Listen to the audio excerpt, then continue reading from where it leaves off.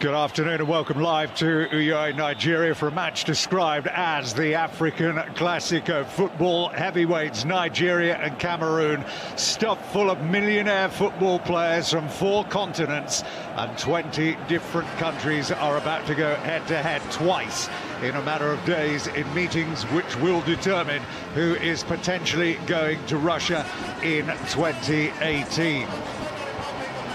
Well, let's get a quick look at the table before the anthems come up. Nigeria heading that with 6 points from 2 games. In fact, I think we are going to go straight into those anthems first. We'll check that table in just a few minutes. We will, though, have the national anthems of Nigeria and Cameroon. His Excellency, the Executive Governor of Akwa Ibom State, we have the President of Nigeria Football Federation, the President, the Chairman of the Senate Committee on Sports. Well, we're actually getting introduced to some of the dignitaries that are down at pitch side. And I think we are just about ready to get those national anthems. I don't think we are. So let's have a quick let's have a look at the table then. Nigeria head that group 6 points in 2 games. Cameroon 4 behind after 2 draws. Zambia and Algeria on a point each. 12 points left to play for, and it'll all be wrapped up on November the 6th with the group winner qualifying for next summer's finals, and that is it. No second place, just the winner. But what a year of contrast so it's been for these 2 nations, with Cameroon winning AFCON back in February. Despite results in Confederations Cup later on in the year, there was plenty for Bruce to be happy with. As for Nigeria, there was no Nations Cup this year, and there have been defeats against South Africa and Benin. This, though, is all about the now. The big names are back, and it's been quoted they're going to be needing to play over the next 4 days the games of their lives to win both. But legends like Amaniki, who've been talking on the eve of this game, saying glory is attainable. Efren Okoku is alongside me. Is glory going to be attainable here today? Just about, I think. Nigeria's can take a firm stranglehold on the group, with the other 2 in the group right now, Zambia and Algeria on 1 point. You'd imagine they'll be scrapping to finish best of the rest. And second, is the absolute best, I would think. Nigeria need to put up a fantastic performance. If they do, I think they can break the spirits of the indomitable Lions. I don't think they'll be able to recover from that on Monday. Nigeria would go across the border, very short hop from here. We're full of confidence, a real belief that they've got their tickets booked for the plane to Russia. Let's not forget, by the way, that Nigeria have played under half the games that Cameroon have played this year. Cameroon 13-14 games to 6 being played by Nigeria. I don't think that makes a difference, really. The players are back in pre-season training now, fully fit, revived after, quite a few weeks off, and fresh. Played a few league matches, almost all of them, so they should be feeling really good about themselves. And I think players are grateful of that rest. So I don't think there's any advantage to playing more games. And now then, the national anthems.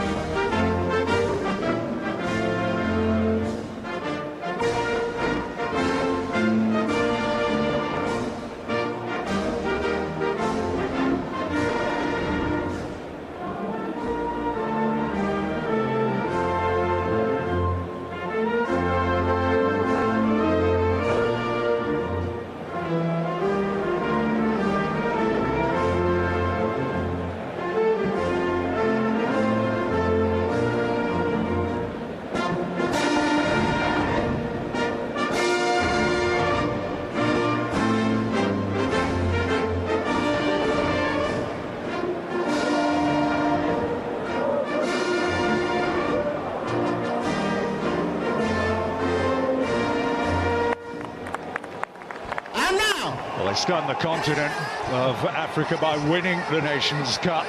And there's huge belief in this team of Bruce's that they can go on to the World Cup glory as well.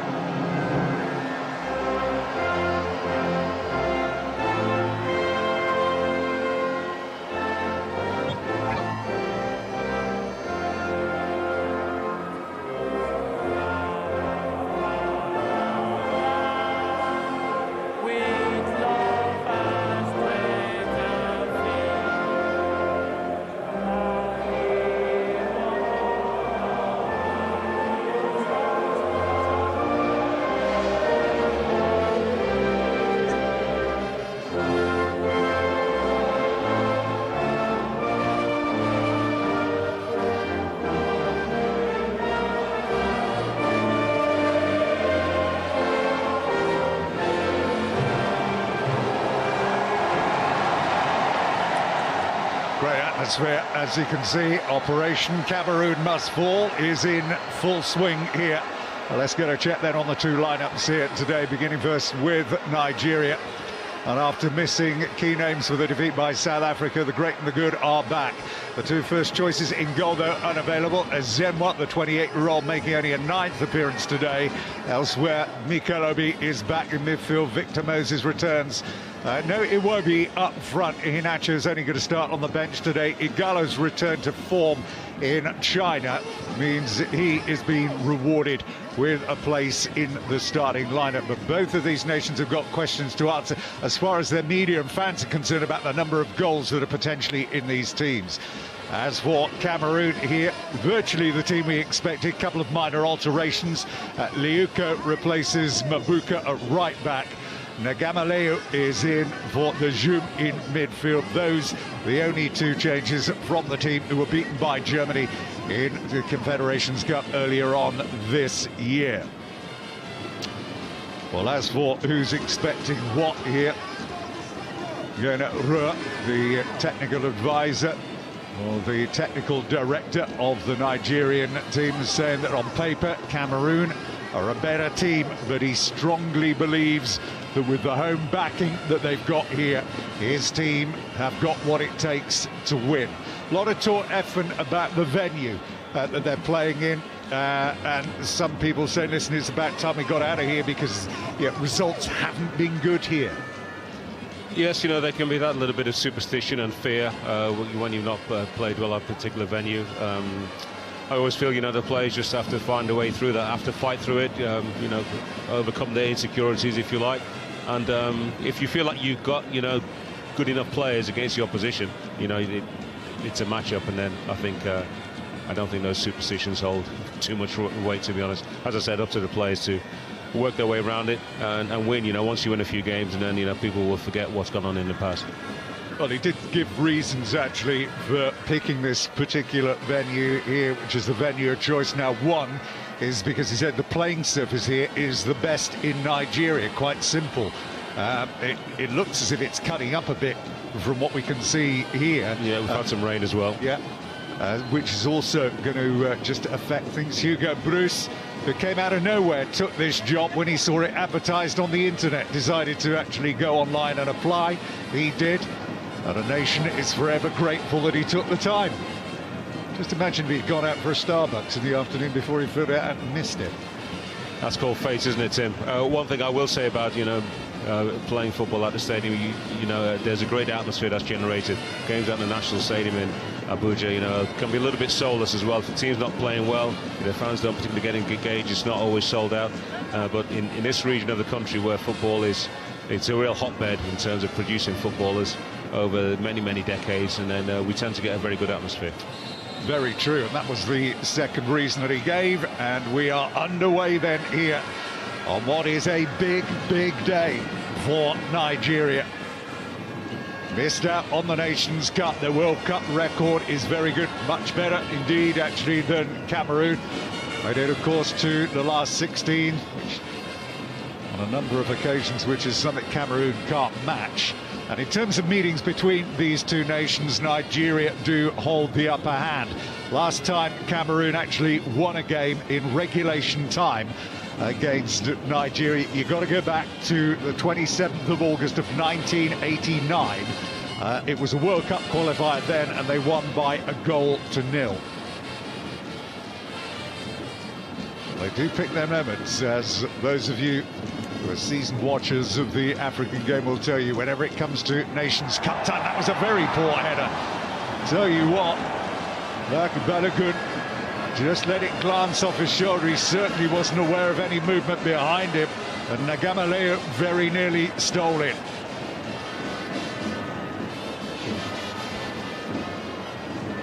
A few early moment nerves.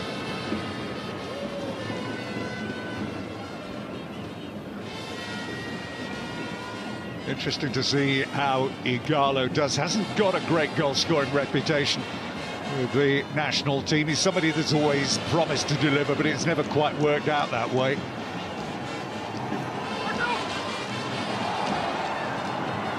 Nicely laid on ball, that is, and the cross in the end from Liuko, not quite good enough.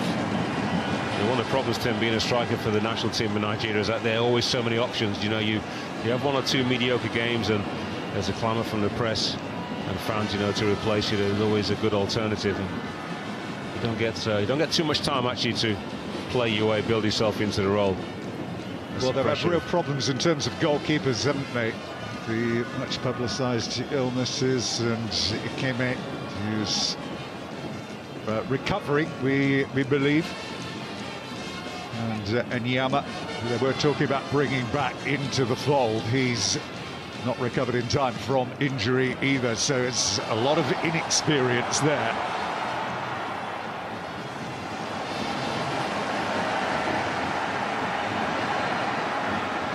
Gadeu, who was the best defender at the Nations Cup earlier on this year, and actually managed to get on the score sheet more times than Abubakar. Well, Bazigog has gone down, taken a bit of a bang then. Moved after the Nations Cup from Denmark.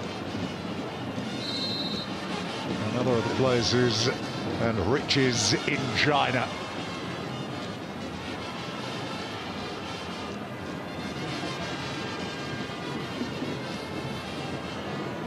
As a truce ball. I believe there's a very good reason, actually, Tim, why Nigeria's got a much better record against Cameroon in the last 10 or 15 years.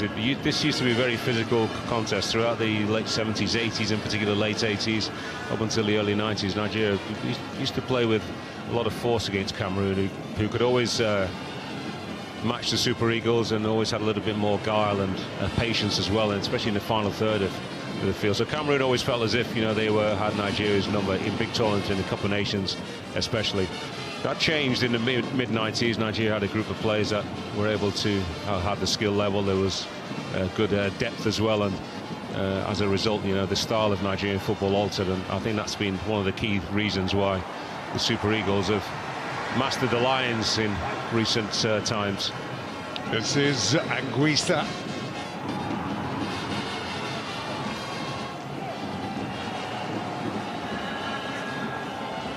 The brawn doesn't always work when you're playing against athletes as physically strong as you, so there's that turnaround has enabled Nigeria to sort of take charge, if you like.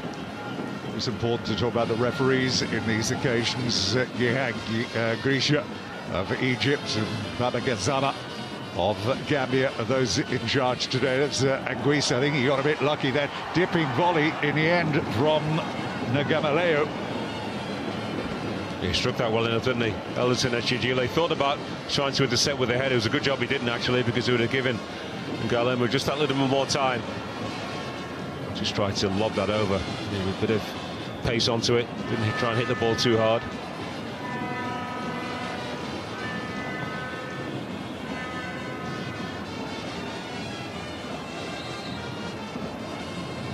Cameroon ball it is.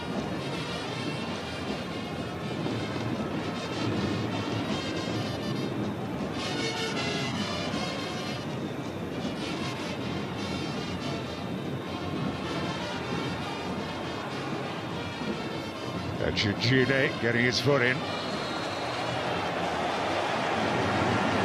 All over the field in these early stages is the number 3, Anguissa, as Igalo putting himself about.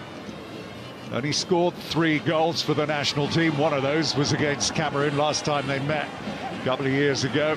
A 3-0 victory back in October 2015. It's only a friendly international. As Bazigog was certainly more used to seeing on the opposite side of the field than the one he's playing on here. Given time for Anguissa to turn. Might take a pot shot here, Anguissa.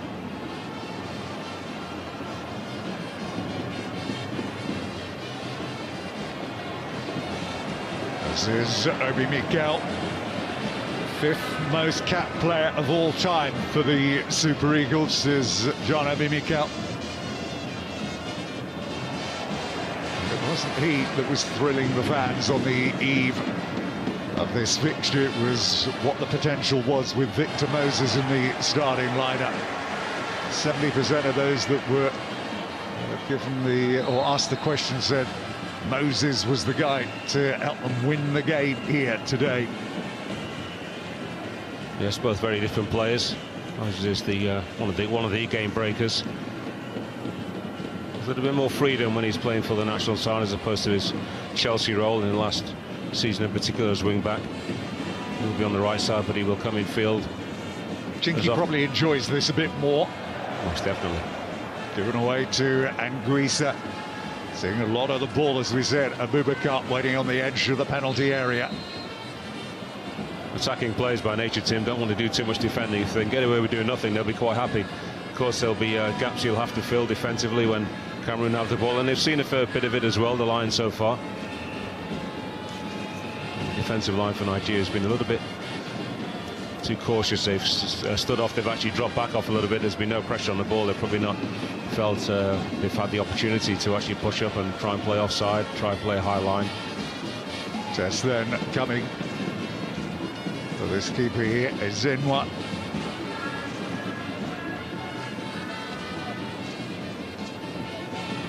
Used to delivering against the odds.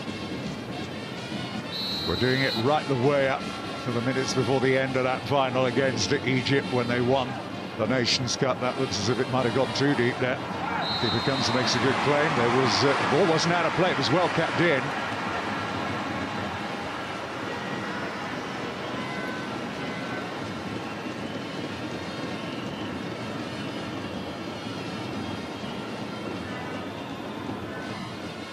That ball was in. Abubakar was hunting, hoping someone would drop. Always likely to get penalised in that situation.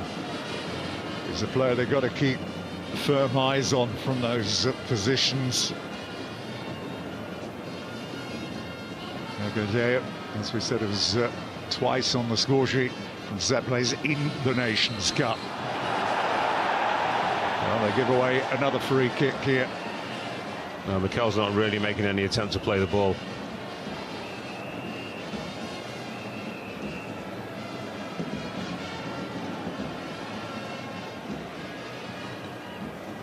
Having a bit of explaining to do then. Referee seems to be enjoying himself. All light-hearted at the moment.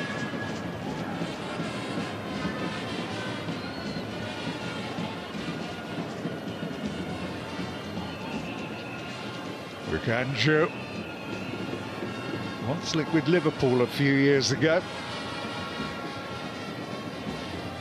Certainly the man of the match in that final against Egypt back in February. They go very deep yet again, and under pressure once again was Juge Ekong, and Obi Mikel back there getting involved as well. When you're deep like that, Tim, it's so difficult for the goalkeeper to come through and punch any ball. Sometimes got to clamber over his own teammates, their jerseys. So Tekeyu also in there with Nagajri. And there's Zenwa. At least he's got two on the line there as well.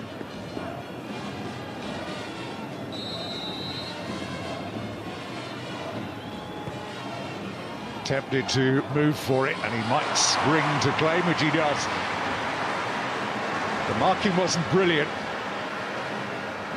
And if it's not Nagajri, it's Tekeyu, one or the other, that's been meeting these every time they've found a good delivery. They're coming together with him and actually Ogala, who was on the way back there defending.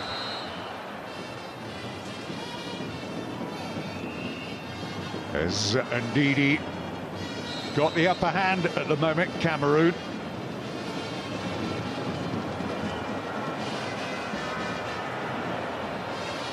Moses unable to bring it under control. It'll be Abdullahi's throw. Abdullahi again. Here's Anguissa. This doesn't need to be too much of an open game from Nigeria's point of view, though. At the moment, they're looking a little bit anxious, and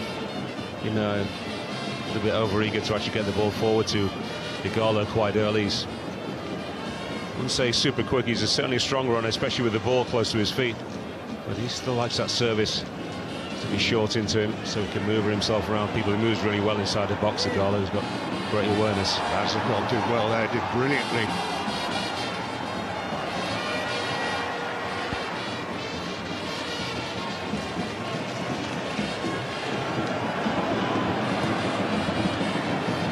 Ekong, again just having to get it downfield, fairly aimless.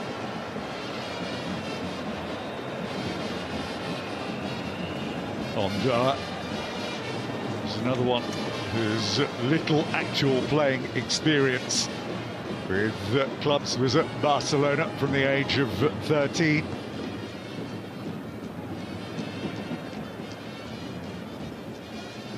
Never really made any headway there. It's been with Sevilla Atletico, but only made 2 appearances for them last season, and he was sent off in the second one of those.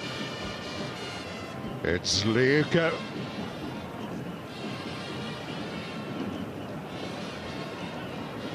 And again.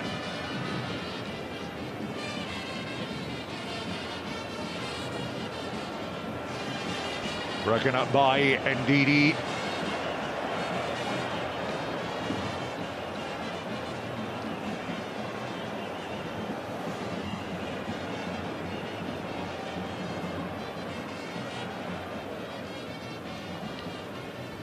Second. Igalo going through the middle. This is Moses now. Chance to run at Liuko.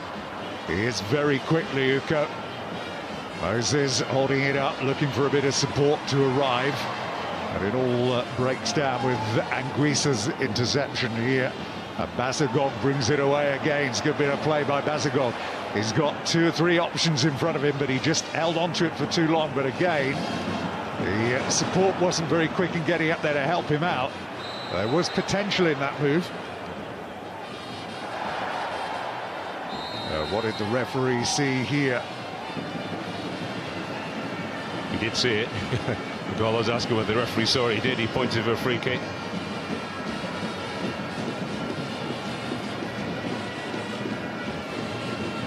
Well, they have shaken things up a bit out here on the pitch, Cameroon, with Liuko starting as a left full-back here today. And Basagog operating on the left side of midfield as opposed to the right.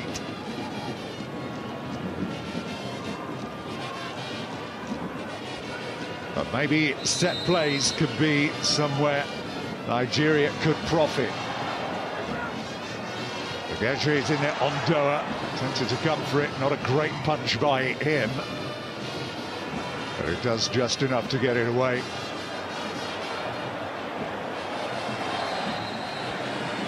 That's good cover from Victor Moses. All the way back to prevent the breakaway.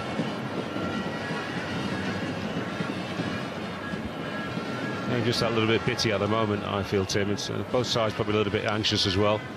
Not wanting to just sit and allow the others to get into the tempo for obvious reasons.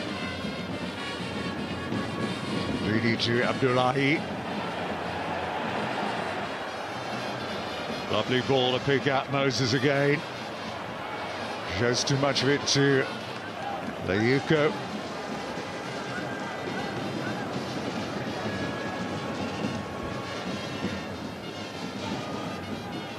If he turns and gets the ball in, Zoni, Obi Mikel there for Nigeria.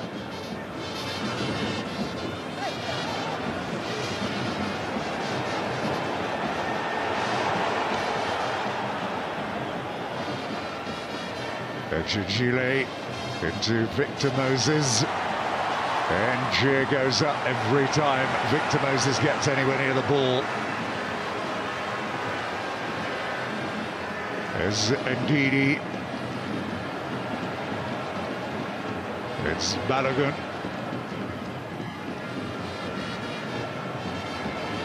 Looking for Moses again. Igalo is down there, gives away the free kick though.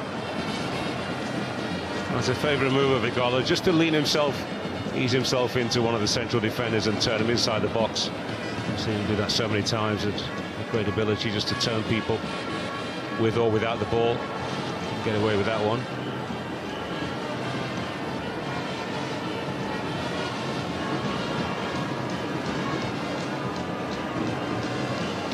Well, they've got a full house here. They're expecting 45,000 in Yaoundé at the Omnisport Stadium, where they've rigged up a couple of big screens there for the fans to get a watch.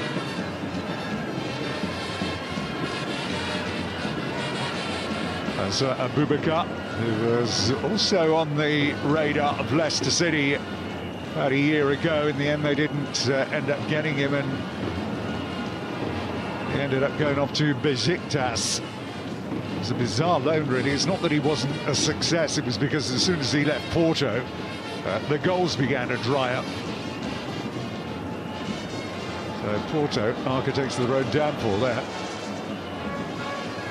Is Nagamalew. Yeah, that was a surprising one for me. Now Jackson Martinez, who played that role fantastically well. They seem to have found a replacement, a good one.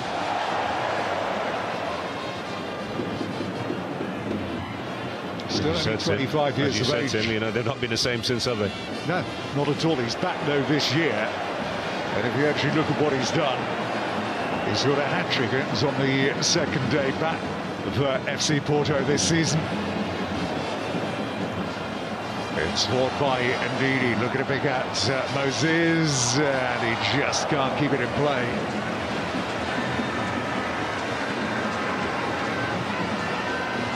They are looking for Moses Simon, but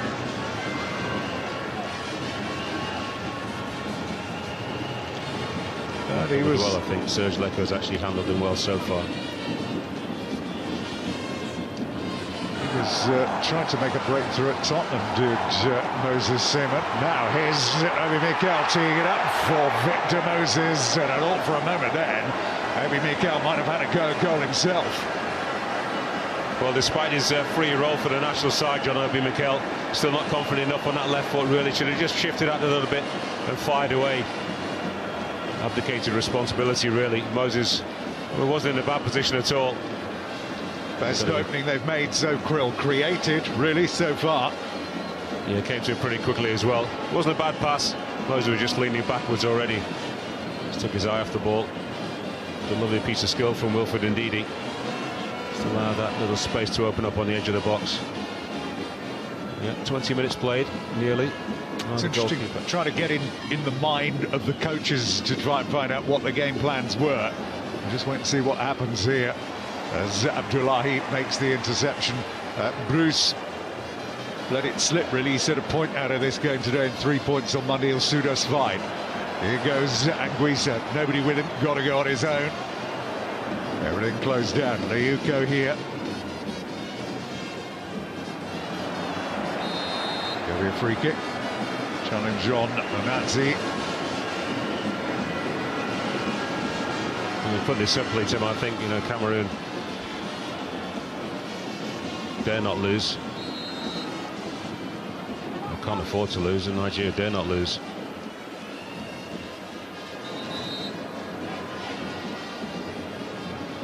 That often leads to stalemates. Let's hope that's not the case. Neither goalkeeper will be tested so far. Well, when you look back, they won that Nations Cup. They only scored 7 goals, and 6 forward players used. The defender ended up being their top scorer. So this never looked like being a game where there was going to be hatfuls of goals. That should be the keeper's ball on Doa. Back it comes to Onatsi, lets it slip.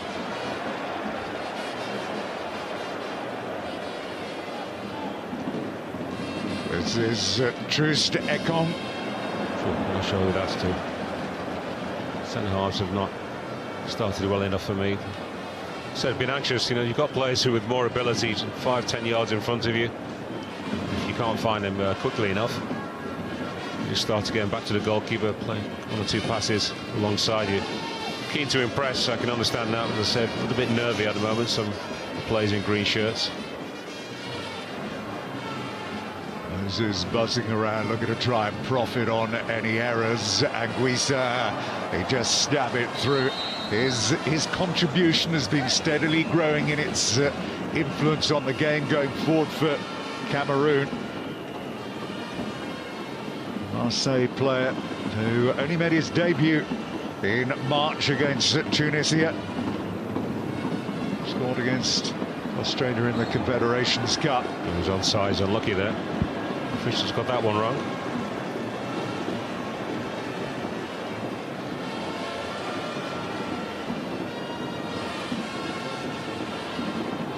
It's Truz-Dekong into Onatsi.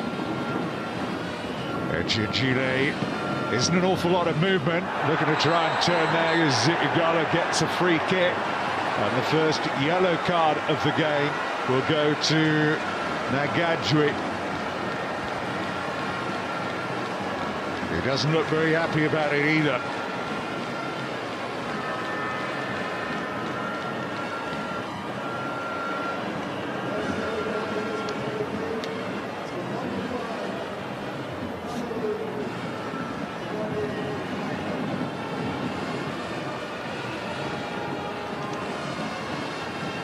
And that yellow card will please Odion Igalo no end at all. He'll want to stick even closer now to the big defender.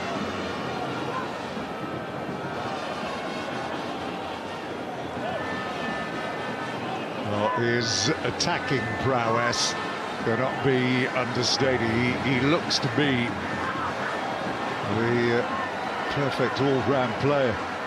There's Nagadjui, who's currently with Slavia Prague.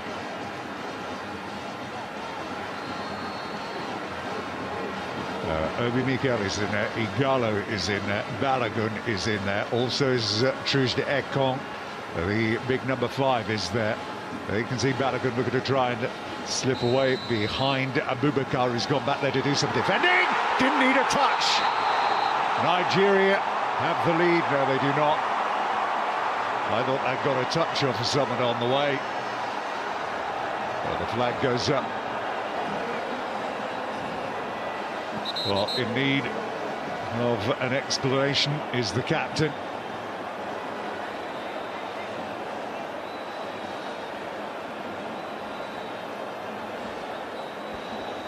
He said that the ball wasn't touched, John Obi Mikel. This will tell us certainly whether it was offside or not. Well, certainly Igalo is offside. He certainly doesn't touch it. Well, flag up and Igalo. Oh, said just a couple of seconds ago, is it potentially going to be a day when set plays could be the area Nigeria cause most threat? Two inexperienced goalkeepers here. Who is going to take advantage of one of them?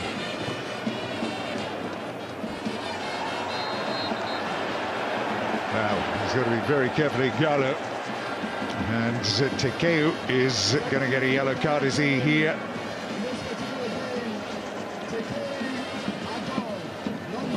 Well, he is. So the two central defenders on yellow cards inside 25 minutes here.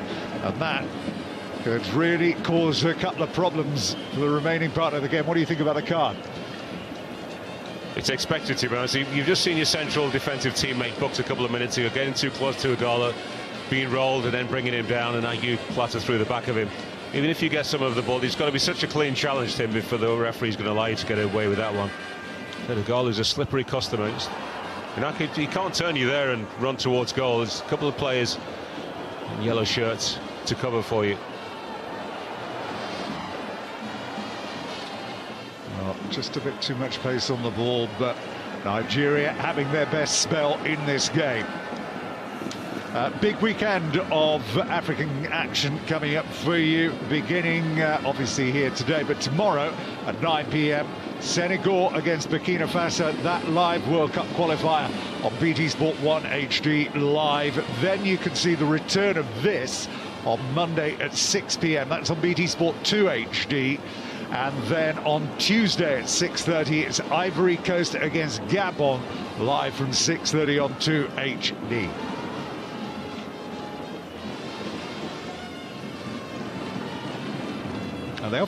we were talking about this before the kickoff, there's often lots of various criticism about administration and how they run things in Africa, but the way they set these qualifiers up is a thrilling climax.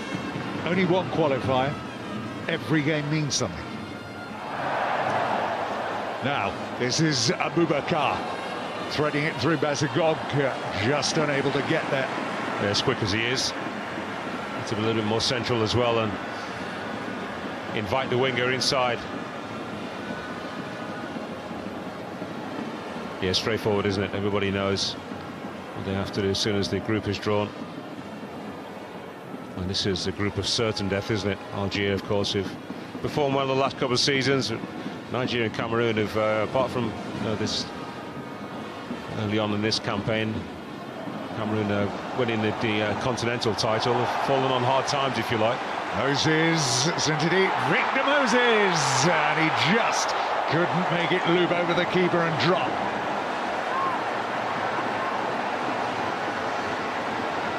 Applauds it, and they applaud him. Want to see a bit more of that. Basically, the message got a bit fortunate. First thing that Liuko has done wrong, really. Yeah, it's a good ball from Moses Simon. He does well, actually, Victor Moses, to get a decent header onto that. Not noticed for his heading, but it's a decent attempt. He too got on the score sheet in that friendly victory a couple of years ago against Cameroon. Moses Simon over the top. Igalo gives JC. Has he got the strength? Yes, he has. Can he get a finish? Yes, he can. Nigeria lead. Indecision at the back for Cameroon, and it is pounced upon, and Ezemwa leads the celebrations at the other end, and the crowd erupt into noise and celebration. Good finish.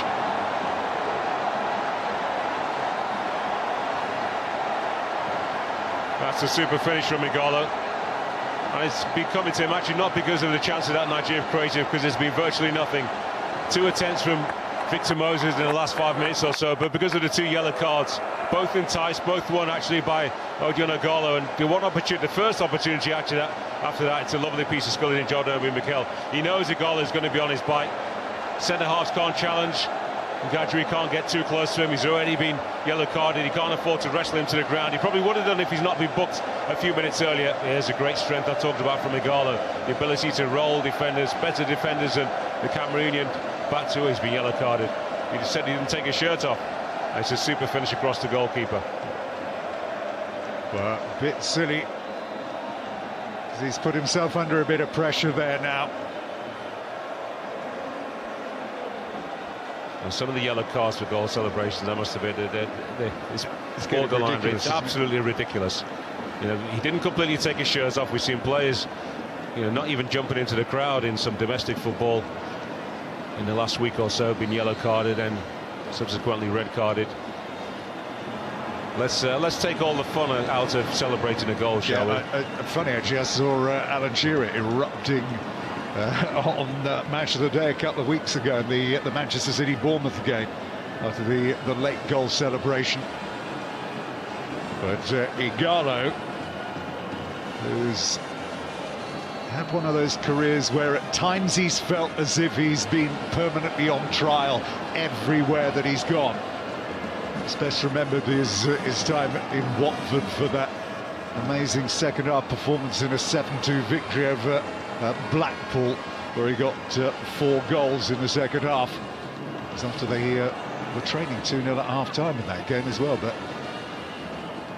back in the goals, back in favour, and back in the limelight. There's an agricultural clearance from Onazi, Eugenio Onazi. He's normally a guy who's so quick to put his foot on the ball and just try and calm proceedings down. Now, at the other end, it's Mukanjo, who's had a very quiet game so far. 31 minutes in here. Nagamaleu trying to find a bit of space, and again is going in, looking for Tekeu. Nearly gone to the end of it. It's a good corner because it took out a goal who's defending just on the edge of that 6-yard box. and that's the minimum required. Beat the first man. Ogajri, again getting ready to make a move in toward that near post. The keeper right underneath it again manages to make a safe enough claim. Well, that whistle's certainly not gone for a foul on the goalkeeper. Who knows what the referee saw? Well, he captained Nigeria in the African Nations Championship squad that eliminated Benin recently to qualify for the finals in Kenya next year.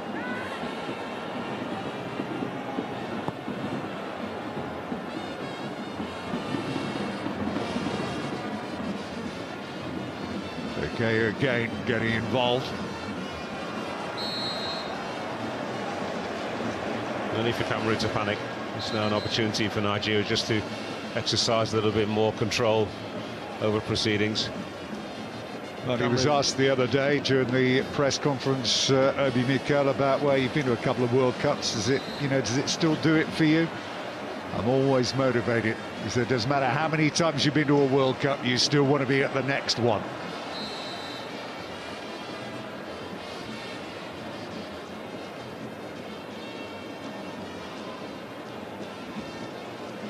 Yes, despite the glamour and glitz of the Champions League, I don't think there's any player really who doesn't want to go to a World Cup. Well, if you're a real professional. Well, I'll tell you, Andorra didn't look too comfortable there. There's Anguissa. Ganja on the edge of the area. Abubakar dropping deep. The problem that they've got here, and we didn't see so much of this in the Nations Cup, they're not getting much width in their game, where they were literally rampaging down the flanks, whipping balls in. Ganjo and Abubakar, whoever was playing, starting up front. Tambe was there. Zua was always a potential danger. That should be Ezen was, but today there hasn't been an awful lot to suggest that they've got what it takes to score goals here.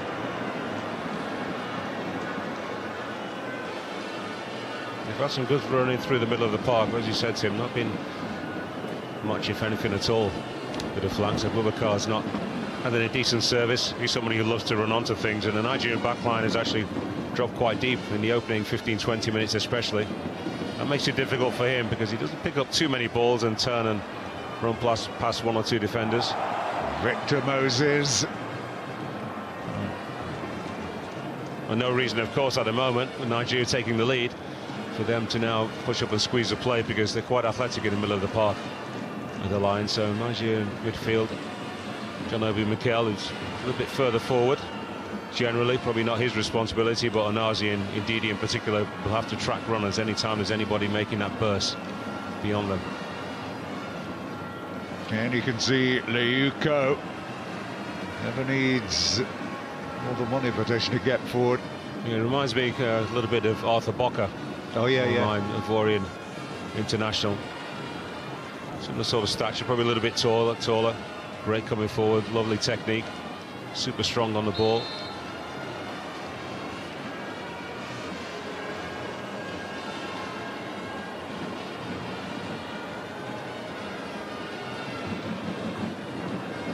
As strong as you are, somebody puts their body in front of you like that, as indeed he did, there's no way around.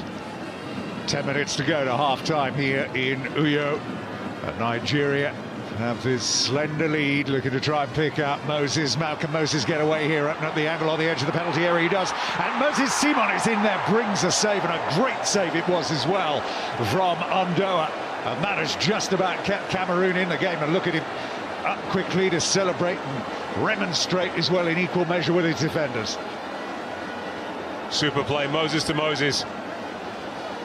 Yeah, that's a great stop. Just had to almost check himself as well, did Moses Simon. The ball almost didn't sit nicely for him. Did it well, actually, to keep his eye on that. Yeah, that ball just bobbles up.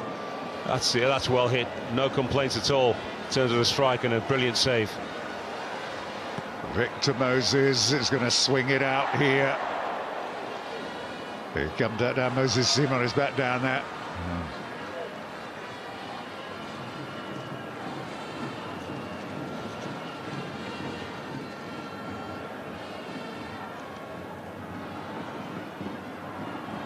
Getting stuck in again is Igalo.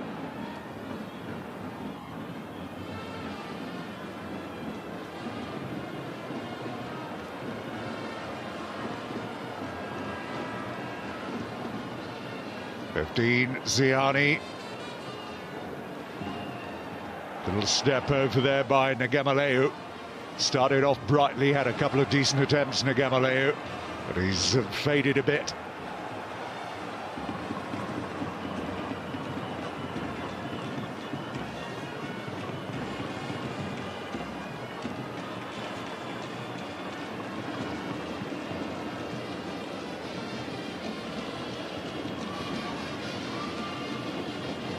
There'll be no service to Abubakar in this game whatsoever. As soon as you say that one sails over his head, and that'll be guided back to Zenwa. I don't think he's a forward who actually panics though, Tim. We've seen a lot of him in Portuguese football, haven't we, over the last couple of seasons. He's used to playing this lone striker role, and the older you get with that, the more you realise there are going to be long periods of frustration, or can be, in matches where you're not the dominant force. And just waiting for your chance is all part of the game. And as if to underline that, the goal that he did get at the Nations Cup was 5 minutes before the end that effectively won the Nations Cup for Cameroon. And he remains strong and powerful towards the end of matches as well. Many question marks, if any at all, about his stamina. And yeah, robust challenge, wasn't it, from Gadjui and Gadjui.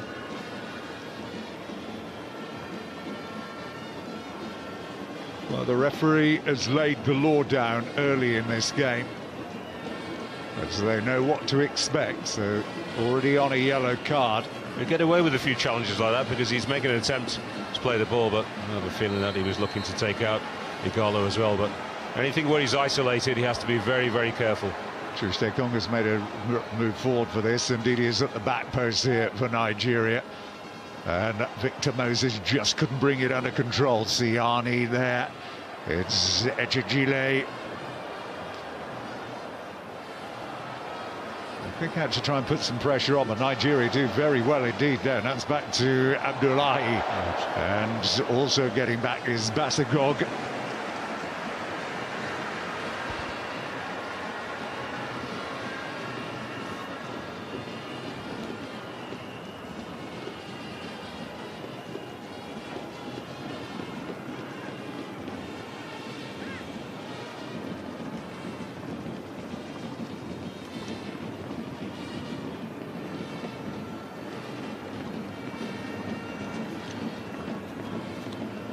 Well, they usually like to try and pick the coaches out at certain stages in games. We've not seen too much of Rua or his head coach, Salisu Yusuf.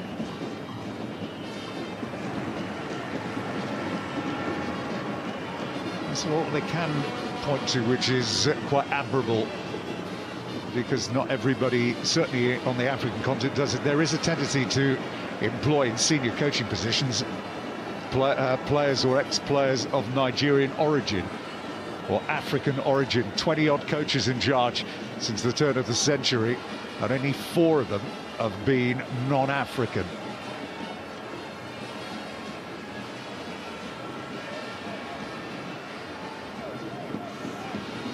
So in it goes by Ndidi Andoa. He doesn't inspire you with a huge amount of confidence at times, does he, Andoa? Not overly, Tim, but he actually makes it quite easy for the players to interpret, because he comes for almost everything.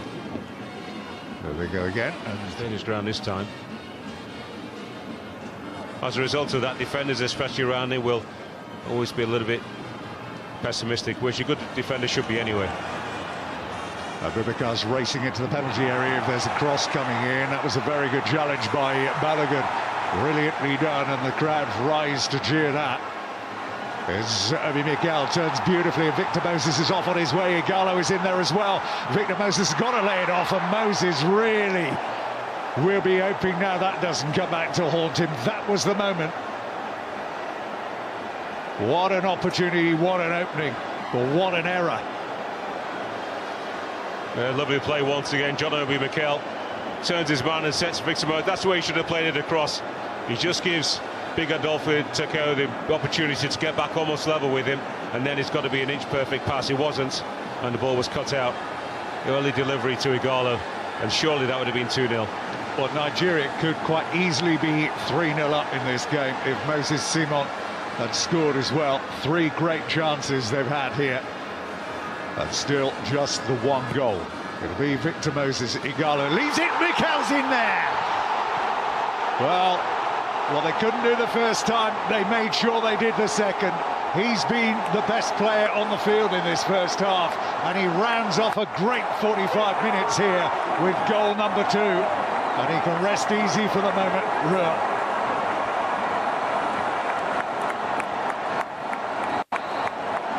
Right time, right place, and it could be the killer blow.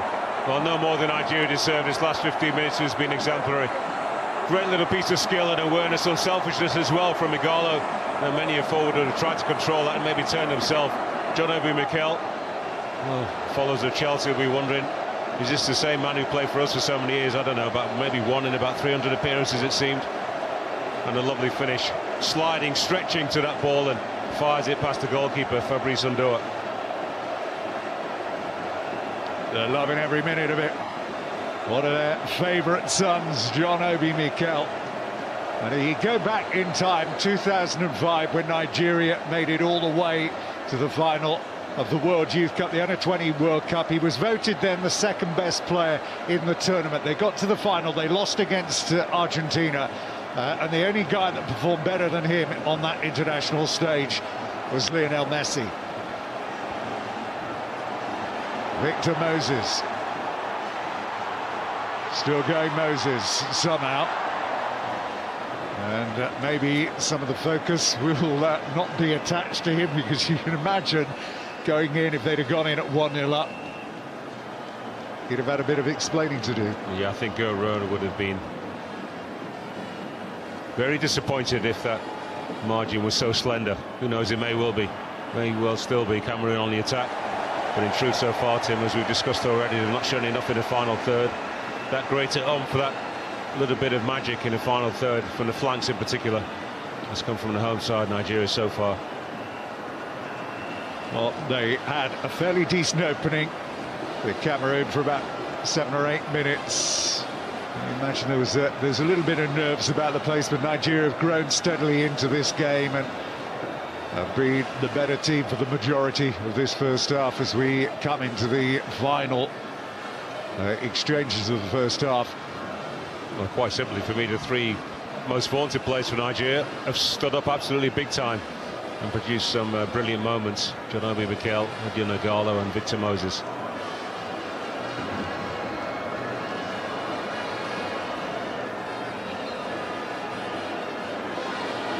Well, Hugo Bruce has got an awful lot of work to do to rally his beleaguered troops in this second half. And really, 2 attempts on goal, from both of them from Nagamaleu. Simply not good enough. There's Balogun, and that'll go back from Truls de Ekong. He didn't actually play that ball after he's actually looked to see where Ranson Abubakar was.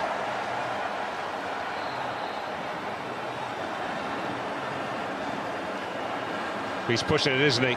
He is. Adolf Teku. Mind you, he's got to be careful as well, isn't he? If the referee thinks that he might have been doing a bit of play acting, but certainly not in that instance. And again, that looked like it might have come off his hand then. Well, you look back, you talked about Obi Mikel and his time at Chelsea and the games he played. You look back, he won absolutely everything that there was to win, but you can't help wondering how different his career might have been had that transfer to Manchester United ever gone through. There we go, end of the first half. Thriller minute stuff if you're a Nigerian fan. 2-0 they lead. We're going to take a short break. When we come back, we'll look over some of the key moments then of that first half. Welcome back live. We're in Uyo. Lots of joyous-looking Nigerian fans around the place because they lead 2-0. Tuesday evening, we have some of this. England's under-21s against Latvia's under-21s. That live from 7:30 p.m. on 1HD. Also available in 4K UHD. Let's have a look at the highlights then of the first half. Fair to say as well, Effin, that Cameroon didn't have a bad start. Looked to settle well early on.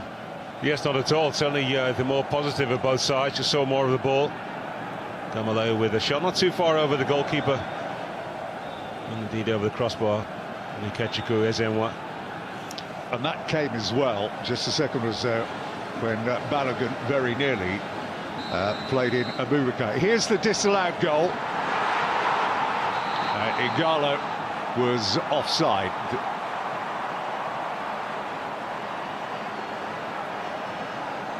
The system was clear about that, and it's only when we saw the replay that we were absolutely sure that was the case. Certainly doesn't get a touch onto it. More chances with Moses. Got ahead there of Leuko.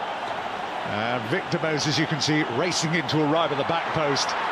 Should he have done better there?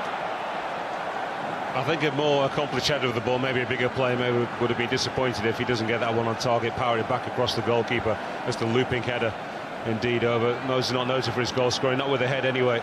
Wasn't a bad attempt, won't be overly critical. And then here is the goal. Here's the best player of the first half, Obi Mikel, with that ball in. Agade, we knew had already been yellow carded. Great strength shown there by Igalo. Yeah, neither of the centre half team actually wanted to really tackle him, did they? Teku or Ngadjui. They've both been yellow carded, a few minutes in between each other, after each other. And Igalo just muscles Ngadjui out the way. And as I said, he uses his body really well. That's a great turn. Just a little touch. He's not too far wide of him onto his left foot and strikes it past the goalkeeper. And then Moses picks up Moses with a beautiful ball. Give credit there to Ondoa. Yeah, it's well hit. It's at a good height actually, but he's actually leaning towards his right, because most of the time you'd actually be looking to slide that one back across the goalkeeper, across the face. So great reactions to push it over the crossbar. And in again, and this was the moment we thought that Igalo with his arm raised was going to set up for goal number 2. But again, I suppose give credit to Tekeu this time to get back there and slide in and make the interception. Yeah, Moses gave him the opportunity. It was a well-timed slide, but from the resulting corner. Brilliant. Absolutely brilliant that was. And Guisa got caught absolutely flat-footed and cold here. Yeah, lovely little dummy at the near post from the goalie. He knows he really can't do anything special from there, and Mikel with a wonderful finish. Good stuff. There we are then. Nigeria lead 2-0 at half-time. What's next for Cameroon? We'll find out very shortly. Don't go away. We'll take a short break. Welcome back then to Uyo. These are the scenes that greeted Nigeria as they left the field at half-time. 2 goals. That was Obi Mikel's goal. And a very, very happy man. Big question, I suppose, is going to be Effin, whether they make any changes. Now, tomorrow evening from 5:15, Tranmere Rovers against Dover Athletic. That's in the National League. It's still hard to think of Tranmere Rovers, isn't it, not being in any of the 4 professional divisions. Yeah, I agree with you. I'm not getting too excited over though, Tim, as you are.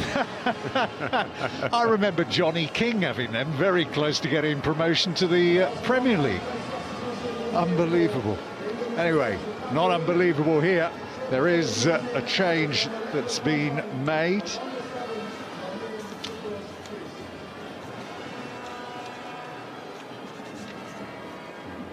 So that is Choupo-Moting. I'll wait and see who it is that is going to come off here, but they need more bite. Gamaleyo, I think, has been sacrificed.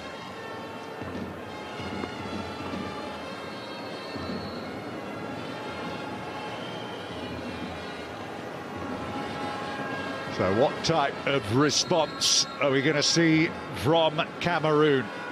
the African champions.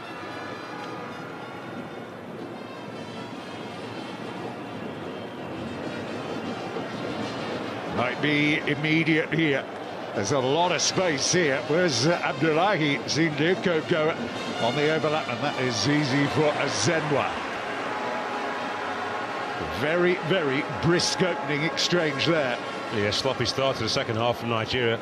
Exactly what the coach would have been impressing upon his players at half-time. Guru, is that they need to be concentrated for the full 45 minutes, of course, but especially those opening, or the opening 10 or 15 minutes of the second half. This is when Cameroon will be fresh enough in their mind, especially to believe that they can get something and get back into the game. I was reading a piece with some of the multitudes of politicians that usually come out around these times in Nigeria, talking about trying to get on the back of the football team, and the chairman of the Senate Committee for Sport said there really is nothing about this Cameroon team. It isn't anything special. He's probably congratulated himself for his predictions at half-time, but 45 minutes to go. Igalo waiting inside the penalty area patiently as Onatsi swings one in. Well, they are the defending champions of the continent, so they're a pretty good side. I like it when politicians stick to politics. Yeah. Well, there's all sorts of subplots being played out in the press. You might remember Issa Ayatu still angry at his removal of as CAF president, and there was a feeling that he thought that Pani, the Nigerian FA president, played a key role in that as well. So there was another reason for them to get out here and do well today. Yeah, the rivalry between Nigeria and Cameroon is sometimes a bitter one. It's a very intense one. It's a healthier, more respectful, more friendly rivalry between Nigeria and Ghana. No doubt about that. There's lots of connection between the two nations. This is Siani right through the middle. That was a good piece of goalkeeping by Azenwa. May not have actually got hold of it right away, but he did enough to push it away. Is Anguissa, as Cameroon just turn up the heat a bit here. Lifted into Basagog, back where we thought he should have been starting the game. He certainly looks a lot more comfortable playing over on the right side than he does on the left. Complacency can be such a dangerous thing. If Nigeria think this game is done and dusted, they could be in for a rude awakening. It's the kind of energy with which Cameroon started the first half. Shot, good one. Good save too. That'll give him a load of confidence, that. And the player we said keep an eye out for, Anguissa, because he was very heavily involved in the opening exchanges, and again there. That was a great strike, wasn't it? It was almost casual in the end. Yeah, it's all about the technique. Just a little bit of a touch as well off the backside of Wilfred Ndidi.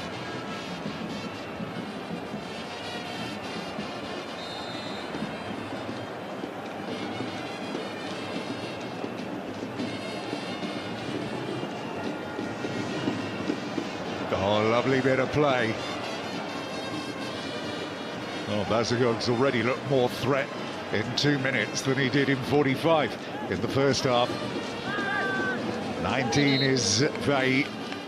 Again, as a player we were normally used to seeing playing over as a left full-back, certainly in the Nations Cup, and indeed in the Confederations Cup. Strange, isn't it, how some left-footers feel more comfortable on the right wing than they are. Still love that opportunity to be able to come inside and hit balls. Yeah, they were talking about that actually pre-game. The Nigerians, they've only got one natural left-footed player in the team. This is Echidile. Chibamoti was going nowhere fast there. Referee telling him to get up as Balogun brings it out. Born in Berlin was Balogun, but his father was Nigerian.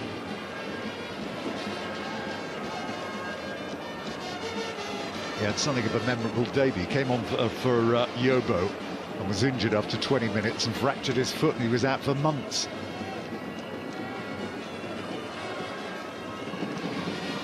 is looking a bit more animated from the touchline than he was in the first half.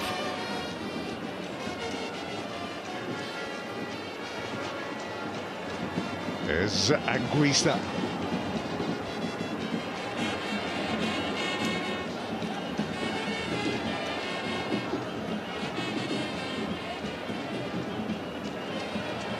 Trying to get Faye in.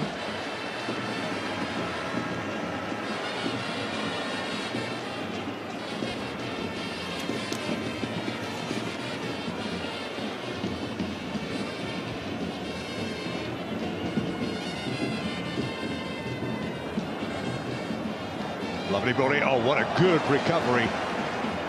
Balogun did well again then. Well, Nigeria inviting Cameroon to come onto them, and they're doing just that. Not only that, Tim, but they're also allowing some of their teammates to almost defend one-on-one, and sometimes the cover in the box when that cross came in. Quite a few big gaps in between the green shirts.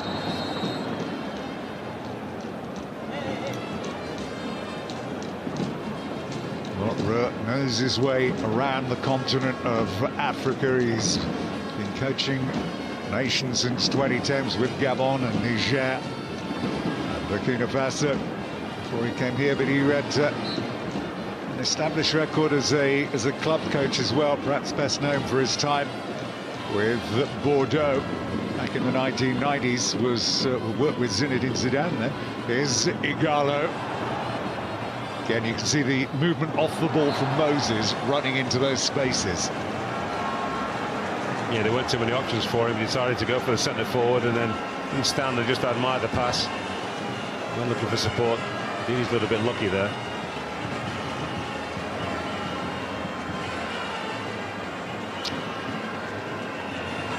Hard to believe that Mukanja that we're seeing here is the same player we saw just a few months ago.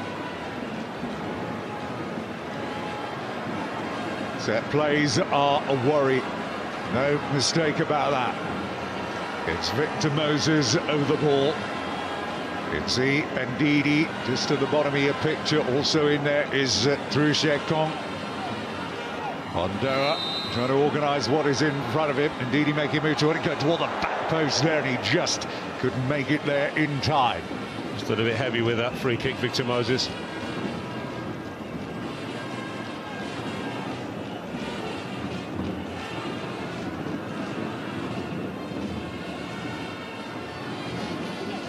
Good energy and urgency about the way Cameroon have started the second half. And we always talk about it, Tim, in domestic league matches, but it's even more difficult to do it when you're playing on the African continent because of the heat. It's not always visible to the viewers at home, but I can assure you when it's humid, subtropical, tropical climate, very difficult for you to maintain that tempo. Well, the crowd loving this little bit of showboating here as Victor Moses just couldn't bring it out there. Chijile has to get back into position as Ondoa.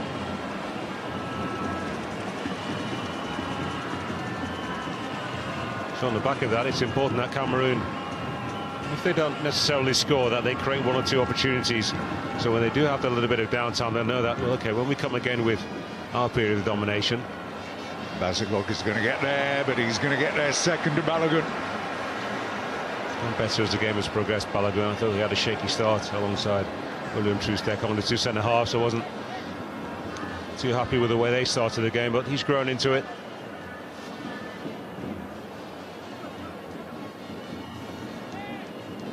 Forward they troop again. Nagajri and Tekeu, the number 4 and 5 are the ones you want to keep an eye out for. Boubacar also in there, but again, just lacks any threat from this set play. You got a better chance at it here, Basagor. That's a better looking ball in there then. It'll drop to Anguissa, who'll hit it if he gets a chance. Now they're going to open up play here. Nigeria can launch the counter-attack, and Victor Moses is away and running again. Now where's he going to go with this? Moses has got Moses, and he's going to have to tee him back up on the edge of the area. He can get a shot in here, and there is a third, and that has got to be game over. Classic counter-attack from Nigeria. Victor Moses makes them pay. just when you thought that that move might have been running out of steam, Moses picked his spot beautifully. Well, this is turning into a rout here. Well, that's just sheer star quality. Tim, we actually didn't see it from the beginning of the move, right on the edge of the box. The weight of the pass from John Obi Mikel to set Victor Moses up and running. It was only a 2 or 3 yard pass. People will say, well, there's nothing special about that, but if he overhits that ball, Moses then has got to be at full stride to try and keep control. And if he underhits it, Moses has got to check himself. There's the end product. Once again, Moses to Moses, this time with the finish. Unerring accuracy across the face with the sparing hand of Fabrice Ondoa. That should be game over. Well, this is beyond their wildest expectations here. Cameroon look a beaten unit here, unless there is some miraculous force majeure that probably take for this to turn around in their favour now.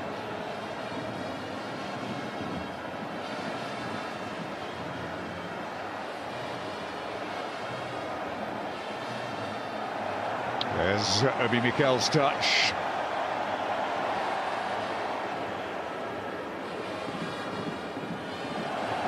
Balogun.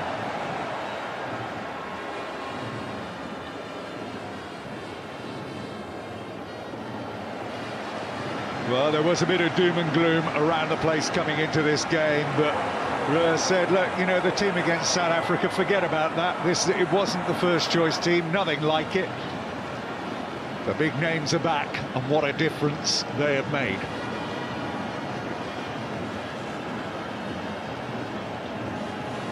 It's funny, isn't it? The big names are back, every one of them scored. Yes, they've been the game breakers so far today. Choupo-Moting has gone down. He's only just entered the field of play. Well, this really has been, I don't know about you, but this has been a real surprise to me how poorly Cameroon have played here today. After seeing pretty much all of that joyous run through to the final of the African Cup of Nations just 6-7 months ago.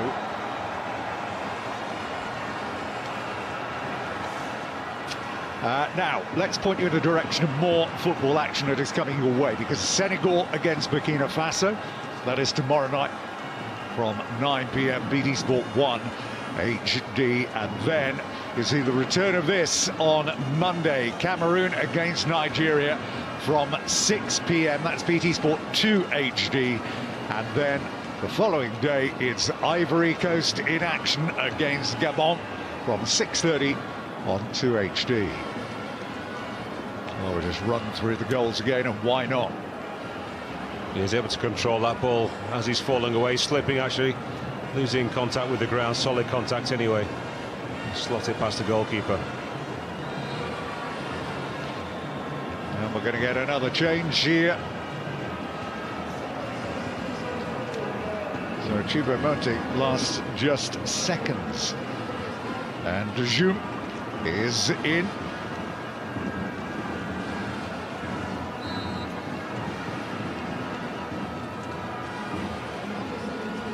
Well, they were looking for a little more bite, a little more killer instinct. They tried to inject it. Now it's been somewhat nullified.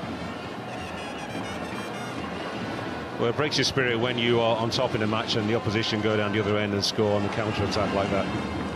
I said, even if you don't get the goal yourself, it just gives you a little bit of hope. Once again, that you've stretched your opponent defence. Okay, the goalkeeper made 1 or 2 good saves. You're a little bit unlucky or sloppy with your finishing. But for you to be in charge of the game is stretched it a little bit, as I said, but feeling good about yourself despite the fact you're 2 goals down. And then the old sucker punch on the counter. That will draw, I think, almost the remaining steam out of this Cameroonian side tonight. Well, although it's never nice to miss a major finals, and not being in the Nations Cup last time around was something of a bitter pill. The run they've had in the World Cup has been exceptional, really, over recent years. They've missed only 1 since 1994. Again, those early days, that first appearance back in 1995. We'll just see who's coming on here. Iheanacho. Iheanacho's coming in. Yeah, this is a hamstring problem for Igalo, then there's absolutely no need to take chances. However slight the injury may be, if he's able to run it off, if it's cramp, who knows? Not with another big game again on Monday. I need a laugh and smile about Iheanacho into the game. Well, September's been a good month for him, actually, in recent years. This time last year, he scored 4 goals in 4 individual games, Nations Cup, Champions League, Premier League. So Igalo goes off.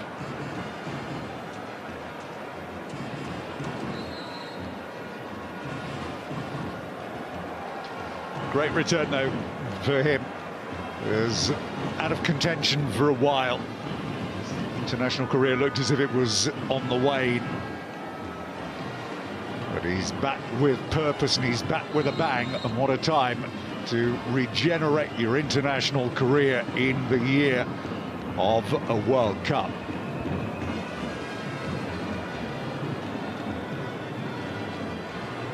Yeah, it's not qualifying for the Nations Cup. It hurt the Nigerian pride, no doubt about that. The whole nation was disappointed with the way that qualifying campaign went.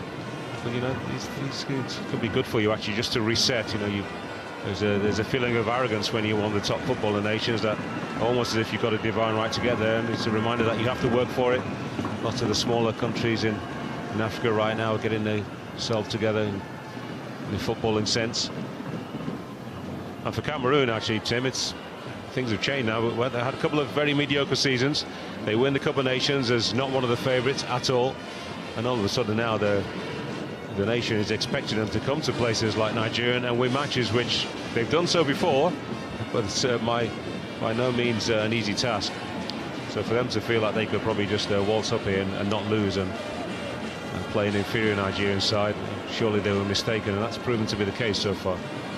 Absolutely. And it's worth pointing out again, those of you that don't know, that the Cameroon FA has had huge problems in recent months, and their FA has actually been taken over and is being run independently away from them. So there are significant problems that they are having to overcome at the moment, and you never know, these things do trickle down at some point. Well, FIFA certainly one like that. They don't like any interference with football associations. Siani looked like a good run, just as he looked as if he was cocked and loaded to shoot this. And Ondoa's position does like to play on the edge of his own penalty area. Got to be careful, especially the speed which Nigeria have turned defence into attack in this game. Iheanacho doesn't quite have the speed, the strength, or indeed that. Oh, trying to catch out is Zenwa. Well, Faye suddenly coming much more into the game than he was in the first half. Actually retreating back towards his own goal is Zenwa when he deals with this ball. Iheanacho will still get opportunities with the 2 full-backs for Cameroon, Leko in particular in the first half, and Collins fine the right-hand side. They spent a lot of time going, moving forward, exposing the 2 centre-halves. Igalo was able to exploit it with his nous and experience. Iheanacho is quite that seasoned in terms of knowing how to expose defenders on field, so he'll want he'll probably need a little bit more time to work things out.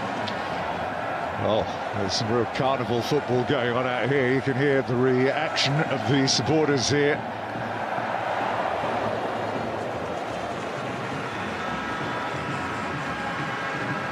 Looking to make this 3 victories from 3. Nigeria. 9 points. Cameroon would be 7 points behind with 3 games left to play after today. One of them the return on Monday.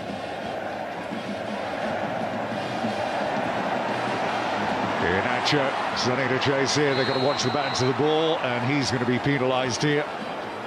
Deku getting the decision.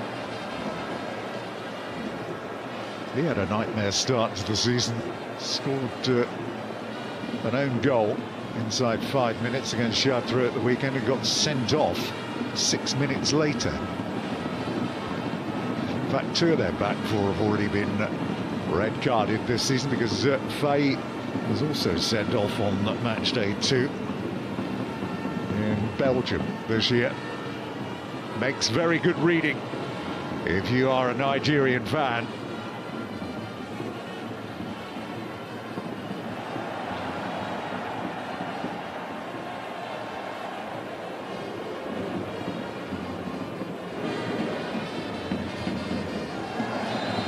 Ndidi, but was a little bit high by Anguissa.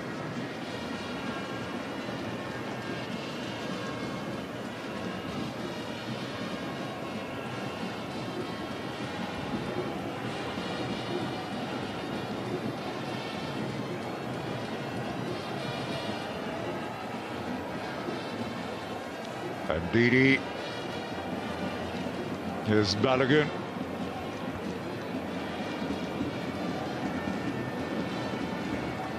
Ejijide. Not seen much of him in an attacking capacity today, Elton Ejijide. It's one of the rampaging fullbacks on the continent. Quite a disciplined role. Indeed, the back 4 has actually played pretty well so far this evening, and I stress so far because things can change very, very quickly. He will be as desperate as anybody, perhaps even a bit more so. Ejijide, he missed the last World Cup. He was going to be part of the squad, but he got injured in a warm-up against Greece. This is Iheanacho. Is he going to do something spectacular? Here's Moses here. Can he bet one in? And he very nearly does. He sought the keeper under off his line, and he tried to curl it into the top left-hand corner.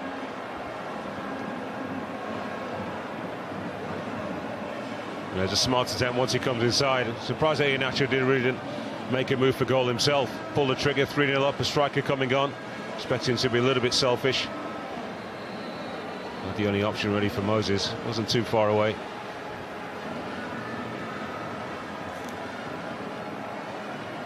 This is Agu. And it is Obi Mikel who is going to come off. And he'll get a grand reception as he does so. He was head and shoulders above everybody else in that first half. Yeah, fine performance once again from the captain.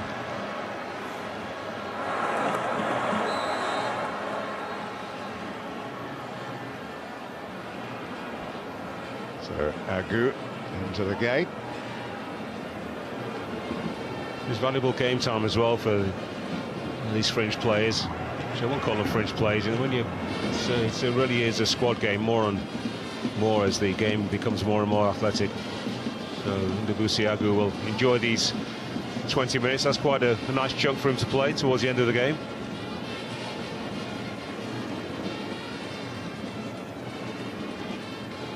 Fought by Siani, but again, almost half-hearted.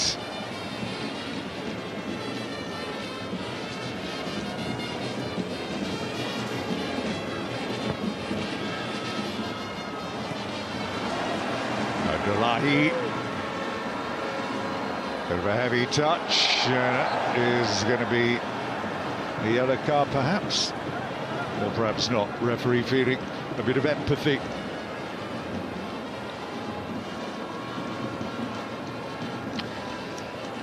Well, he has soaked up all of the adulation in the early months of this year, Bruce, former Anderlecht and Brugge. Legend certainly as a player, and indeed as a coach. The success brings added pressure. This is what this group of Cameroon players now has to deal with. And they'll find it more and more difficult over the next few months, indeed leading up to the next Cup of Nations. It's a great story though, wasn't it, that he saw the job advertised online and decided to have a go. Probably sent him a rather extensive DVD or Blu-ray or whatever of his significant achievements. They made the right choice. Certainly did. He was in the team that beat West Ham in the Cup Winners' Cup final back in 1976, and also played against Liverpool in '78. Back in the days when the Cup Winners' Cup was one of the European competitions we used to see being played every year.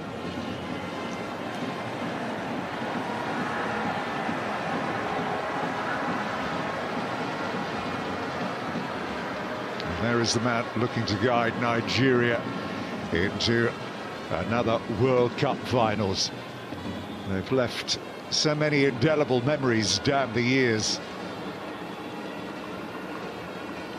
I talked about something before the start of play. I think Sunday Elise's goal against Spain was still one of my 1998 standout games there. But how close they came in '94 to putting it to the app before Baggio got on the score sheet.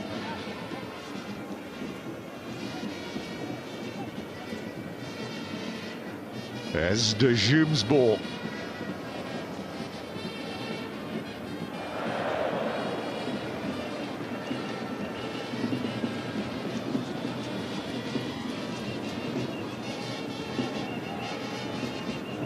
And De Jong again.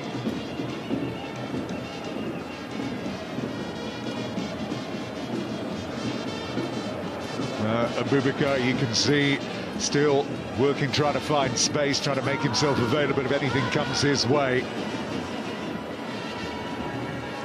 And for a player who's in the form that he's in this season, it'll be a real disappointment for him that he's not been able to test any of these defenders, as that sails miles over the top.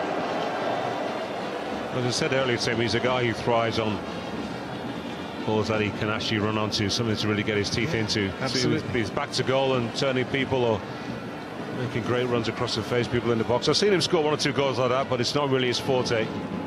As a result, he needs this Cameroonian side. You see their fans are pretty much flat at the moment, and Nigerian fans are just taking a little bit of a break.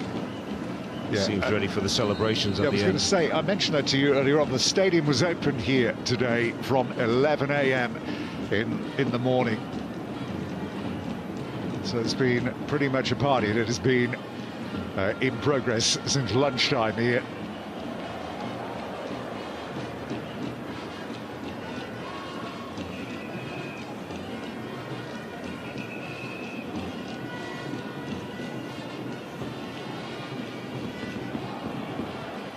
Moses with his arm raised, Inacho through the centre.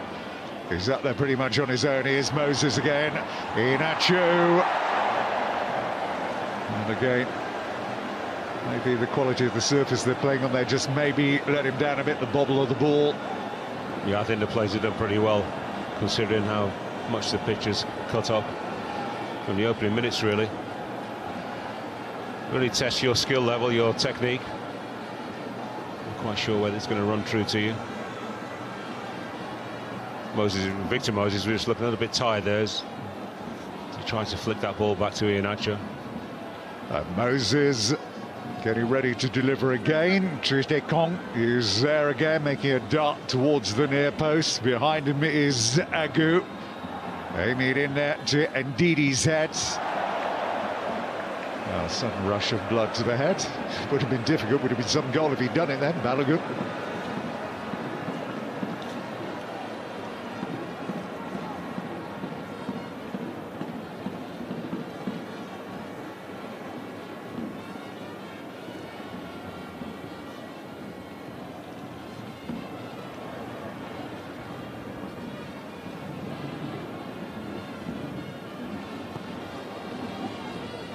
There's Nagadri. Then easy enough for Tristekong.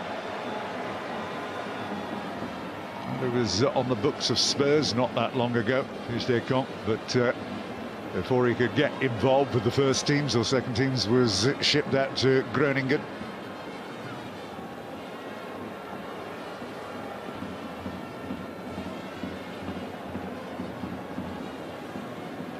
Just playing out time a little bit here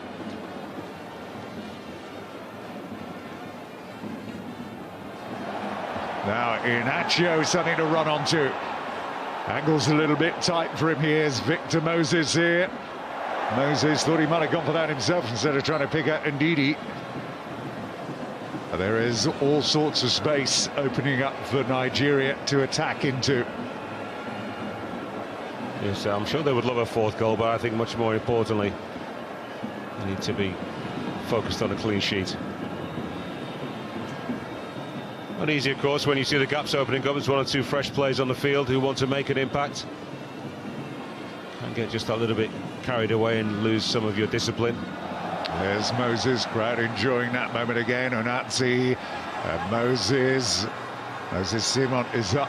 So too is Iheanacho. It's got to be a good delivery. Is Iheanacho, makes it 4-0. Well, this really is turning into a crushing defeat here now for Cameroon. I think since 1968, this is certainly the heaviest defeat they've ever had.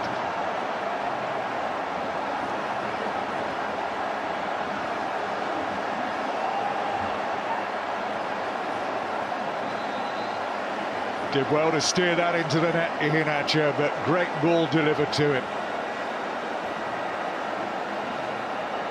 Well, they can't believe their luck and good fortune. This has been so much easier than he could possibly have expected it to be. Yes, he would have dreamed of a result like this. Be absolutely delighted, Cameroon, that his team have been able to perform in such a fashion. Picking holes in his Cameroonian defence. The longer the game has gone on, that's a super ball from Inazi. The near post, really. Gadri probably should. Well, it's a difficult cross to deal with. You know, you actually get a touch on that flies in past your own goalkeeper. And then actually just has to keep his eye on the ball and make it 4. 6 goals in 10 starts for Nigeria, and I told you that he liked September. This September starting as well as last year's did.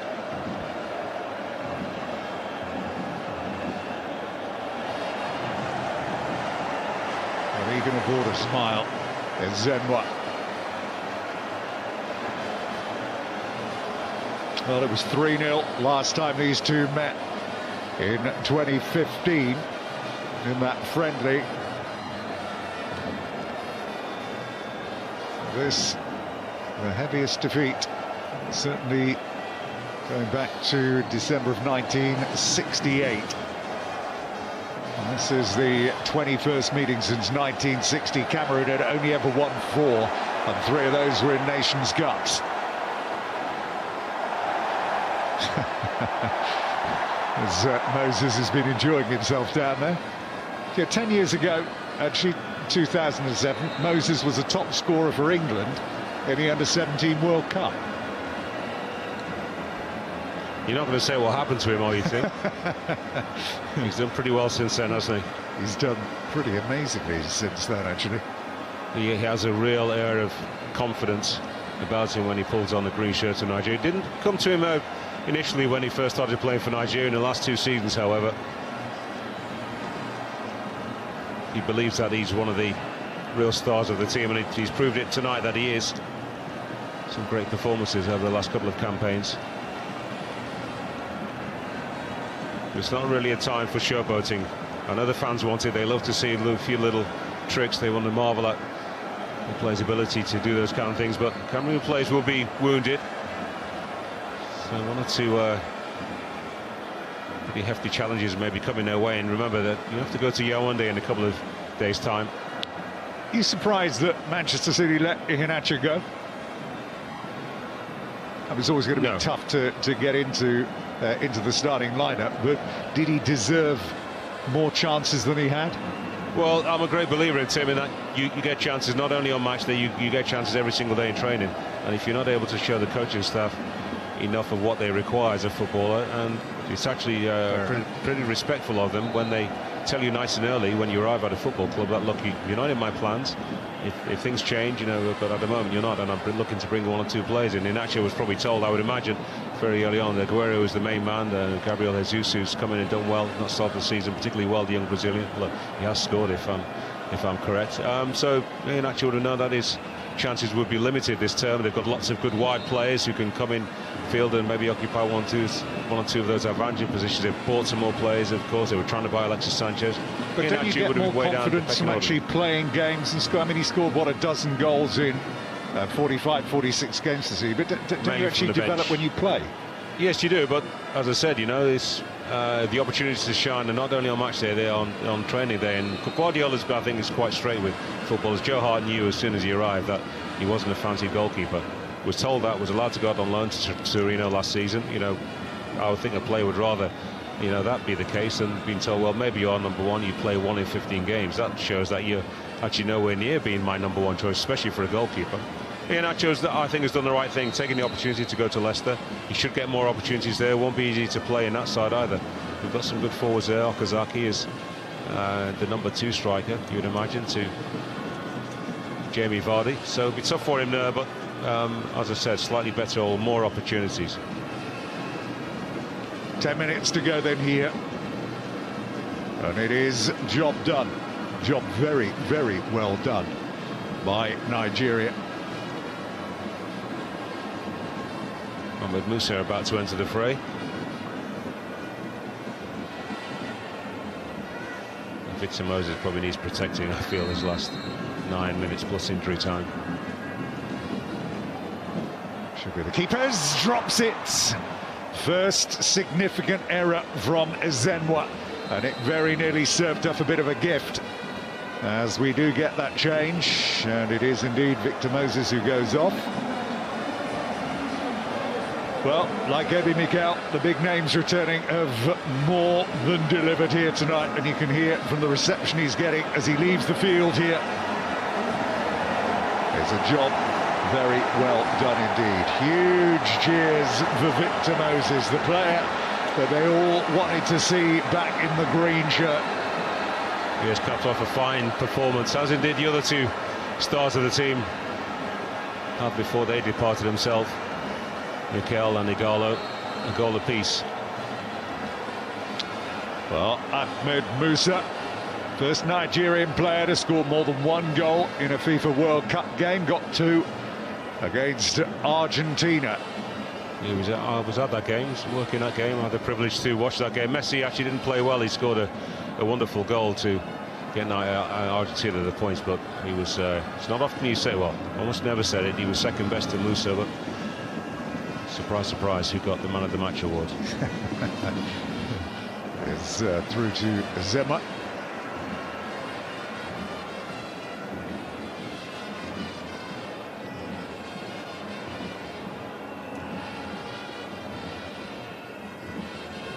Well, it's such a massive confidence booster for the goalkeeper here, Zema. They've had all manner of problems in the goalkeeper position. Ikeme has been suffering with acute leukemia. Those of you who don't know, the players all appeared in training a couple of days ago wearing T-shirts with Ikeme's face all over it. He is in recovery. I've seen some pictures of him on Twitter yesterday, smiling away. But it's been a tough 45 minutes. There's Musa.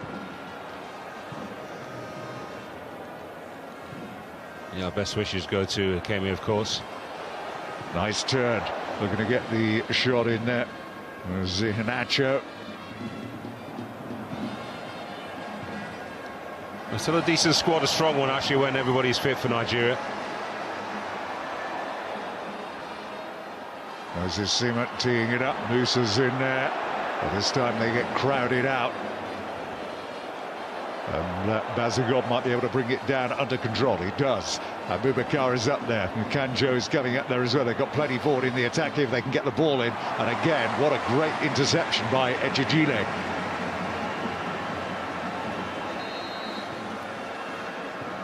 There's going to be another change here. He wanted a foul, Balogun. He felt that he was impeded as he dived forward a little bit recklessly, actually, to try and win the ball inside the Cameroonian half.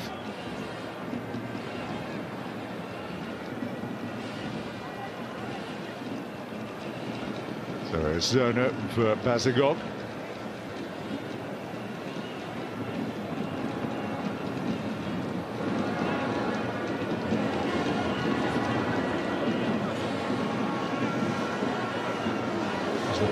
twice his place, hasn't he, Christian Basagog, before he was replaced, and I don't think that's anything to do with his performance, actually, just giving him a few minutes rest ahead of what would be an extremely tough task to try and reverse this scoreline on Monday evening.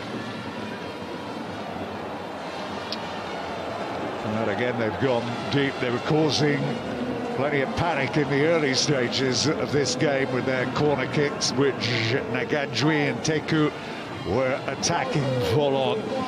Not been able to replicate it at all. That's going to be a corner kick.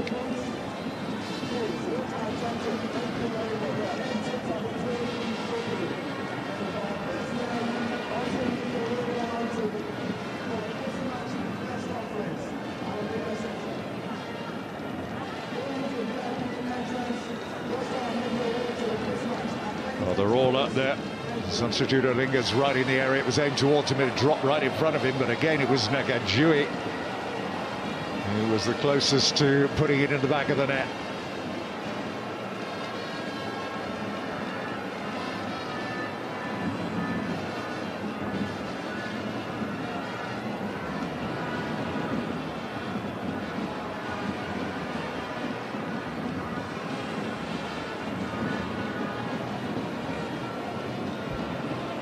Well, it's surely going to take something incredible to derail the charge towards World Cup qualification now for Nigeria.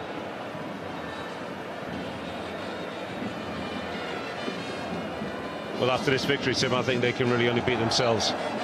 And if they were to lose in the Yaoundé in a couple of days' time, they'll still have a little bit of a lead in the group. Well, one of the newspapers was quoted as saying that if they were to get these two victories that they craved, beginning with one here today, they'd have to play the game of their lives. And they've done pretty much that in this game here. As you said, historically, there hasn't been, in 40, 50 odd years, such a one-sided victory as this in these two nations have met.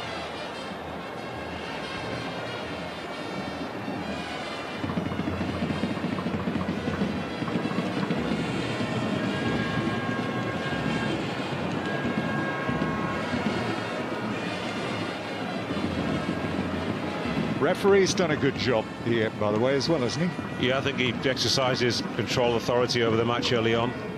Didn't flash any yellow cards unnecessarily. They weren't. In fact, it's been quite a clean game. And these matches actually pretty often are, despite the healthy and sometimes intense rivalry.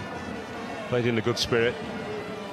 Echejile. I think the two yellows actually for both central defenders for Cameroon were justified, and in a way, Tim, they were actually the turning point, because he just gave a goal that just had a little bit more freedom, just to use his body cleverly, as I said he would, and was able to muscle the two of them, manoeuvre them out of the way for the first goal. And in truth, Nigeria has not looked back since then. There's Agu. So well won free kicks. He got both of the centre-halves yellow carded, and then he took the opportunity when they were weakened to open the scoring. And Didi. And when we don't talk about the referee throughout the game, he's actually done a good job. Nacho's in again at the near post. Good defending by Teku.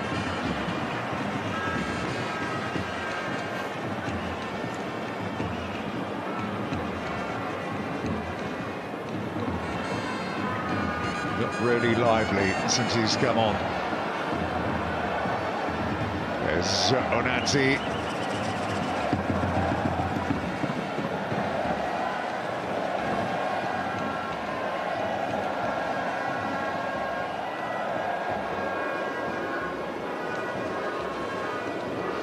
Nobody in the penalty area, but corner is conceded.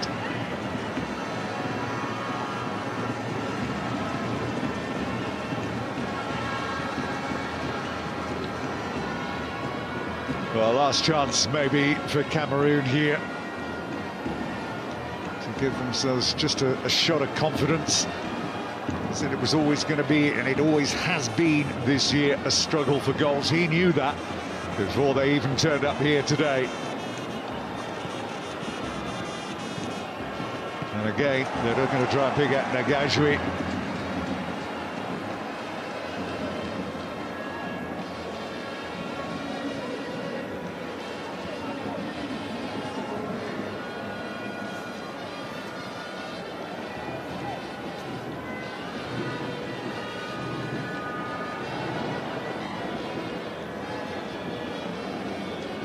3 additional minutes of play here.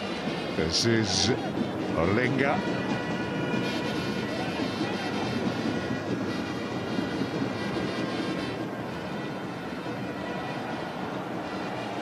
It's such a difficult game for Cameroon now, back on home soil in a few days' time. There's no time to recover, is there? Absolutely none. It's how difficult is it going to be for them to actually exercise this from their minds? I would say it's impossible unless they can reverse the scoreline. You know, if they beat Nigeria handsomely, 4-5-0, which is possible. It would be extremely surprising if that would be the scoreline. Well, they've experienced real extremes of emotion over the last 6 months of Cameroon. You know, they now have to play with a certain level of ferocity, which they probably won't like playing at. It makes some of their play, you'd imagine, will make their play a little bit anxious. And against the good side like Nigeria, very good on the counter-attack today. I don't think it's particularly the way that Roy would have set out his side today, just to sit back and soak up pressure, because they haven't really done that. They've just picked Cameroon off, who've not been able to match the skill and the power of Nigeria through the middle of the park. And if your big players don't play, your important players don't stand there well. Makanjo's been quiet. Boubacar's not had much service. He's not been able to get himself involved in the game. Sometimes as a striker you need to go looking for work, maybe outside your zone if you like, just to actually get a few more touches into. And let's not forget the mood of the nation, the mood of the crowd. You know, maybe it might not be the sellout that they expect it to be. Maybe people will just be now put off and think that, right, you know, it's over here. We're not going to qualify for the World Cup. 7 points is too much of a gap.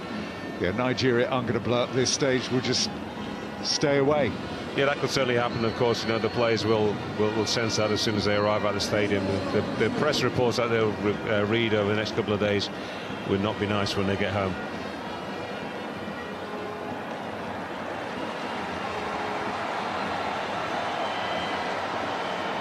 Final few seconds then here.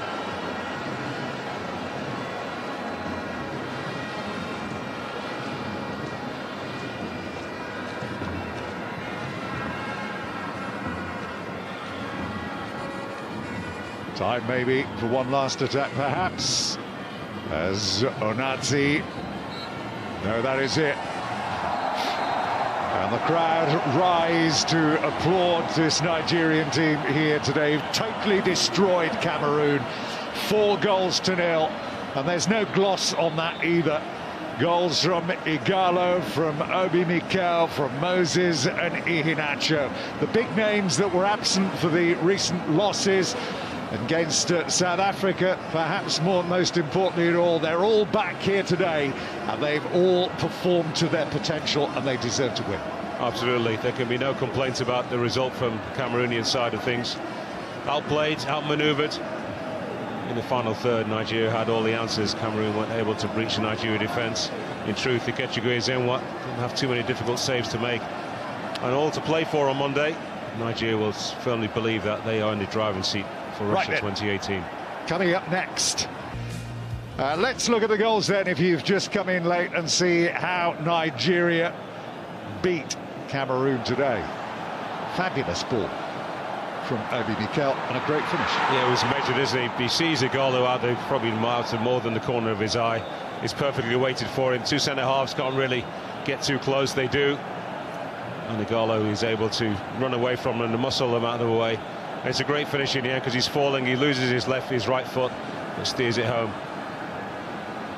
2-0, what a great goal that was. Again, just left the defender, who was Anguissa, for dead. It's a striker's goal, Tim. Anticipating, hoping that that ball is going to come beyond the front man. Once Igalo moves so far beyond the post, it was always going to happen. And the third goal coming just here on the counter-attack. You can see it'll be Moses involved again here. And you just felt at one stage here the move was beginning to actually run out of steam just there. As he checks back, but you know, the weight of the pass back to him, actually, to Victor Moses, is absolutely perfect, isn't it? He can decide to blast this ball, he can decide to guide it with a little bit of power, which he does. Moses always bending away from the goalkeeper. But to hit that as true as he did on a pitch which is as variable as this, takes some skill. Yeah, good players, Tim. They'll find a way to get the job done, won't they, when things are not absolutely right for them. No excuses. Moses involved again, seeing it out up for the cross and the goal from Iheanacho. Yeah, it looks an easy finish, but in the end, as I said during the game, Tim, he's just got to make sure that he's fully concentrated. It's easy for you just to take your eye off the ball, probably expecting the defender or indeed the goalkeeper to get a touch on this. There we go. He almost hits him in the end.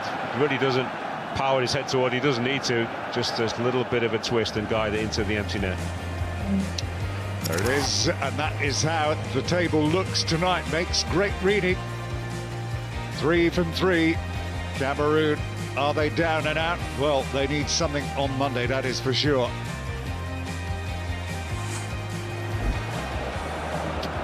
Well, the Champions League magazine is up next, but here, well, it was Mr. Obina Ogba who said that there really isn't anything special about Cameroon whatsoever.